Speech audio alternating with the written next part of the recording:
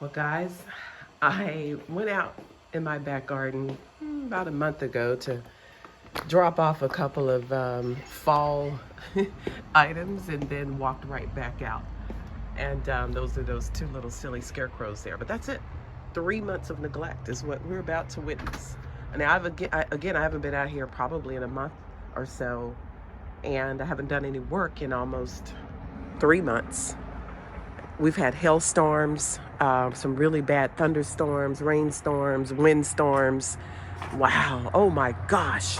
I'm literally seeing this for the first time with you. The neglect of my sunshine, ligustrum, everything in the garden has not been touched.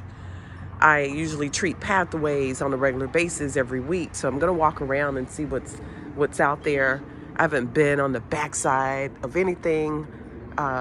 Oh my goodness, look at that.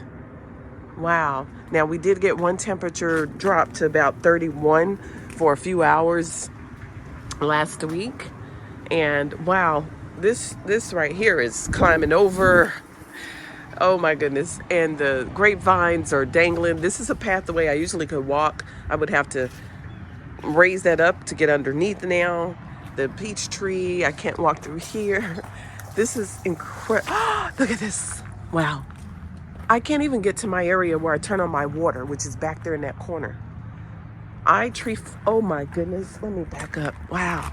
I tree formed the ligustrum, and the branches already, growing back out underneath and dangling over. What is this? It's like the branch split or something. It's not standing up. Oh, wow. To even get in, I'm almost scared to go in here. Look at that. That is Purple Heart. I don't know what this green one is, but it's cousin to the Purple Heart. And all that rain that came in is just taken off. Oh, wow. Butterfly weeds are dropping these pods, I should say. You got to get rid of those if you don't want them to multiply. And it's too late for that. I'll have a ton of those next year. You can see where the frostbite has hit the canna lilies. There are a ton of crepe myrtle volunteer trees that I had planned to dig out and give away. That's a big mistake that I didn't get to that sooner, because the root systems will take off. It's going to be even harder to get out. If you ever wondered what an abandoned garden looks like, well, this is it. This truly has been an abandoned garden. I mean, from the magnitude in which I typically would keep my garden. And it's sad for me. If you're wondering why, what happened, life happened.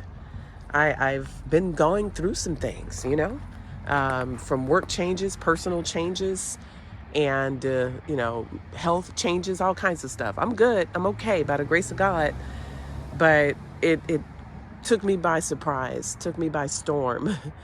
And I had to walk away for a moment. And so today the goal is to get out here and start some fall cleanup and try to restore my garden back. It's hard saying it this way. It is. It's very hard. But, you don't quit. You don't give up no matter what. And I am not a quitter. Some parts I don't even know if I want to look at, the loss of all that grass, the work that I did in this area is gone. And,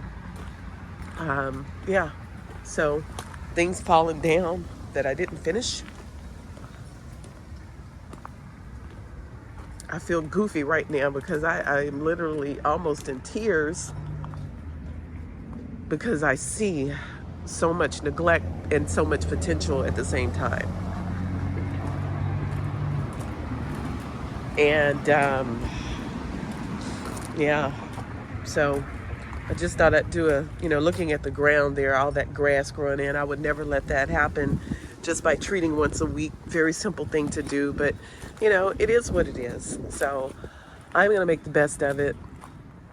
And I thought I'd do a quick walkthrough just to show how things are starting to die back and how overgrown things are at the same time. I can't even walk through there without having to feel like I'm in a serious maze where the ligustrum is touching You can see that branch there, and then look at the umbrella to the left. That gives you an idea how tall this one shrub is. That umbrella is a 9-foot umbrella. Okay, so some folks write to me often and say they can't get their sunshine ligustrums to grow. And I don't know what it is about mine. Oh my gosh, you know, I amended my soil one time when I first planted them with compost, and that was it. I have never, ever put fertilizer on these shrubs, not one time. And they are so happy in my garden. Yeah, so it's so funny how things are so neglected, but still can be so absolutely beautiful at the same time. You know, I got to find the beauty in it all. Yeah, so I have some work to do, and I thought I would share with you, you know, what that looks like, and, you know, say thank you so much to some of you for literally finding me on social media, reaching out to me. Hey, Dolores. And there are some others. I'm going to throw some names up on the screen because I do not want to not acknowledge you, because I'm so grateful to you for your words of support and kindness. And we have a little gardening community here that sometimes it's not just about plants. It's not just about gardening.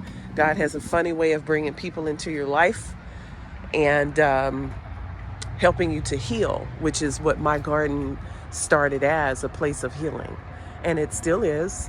And I'm going to show you how to recoup and recover and bring it back to life.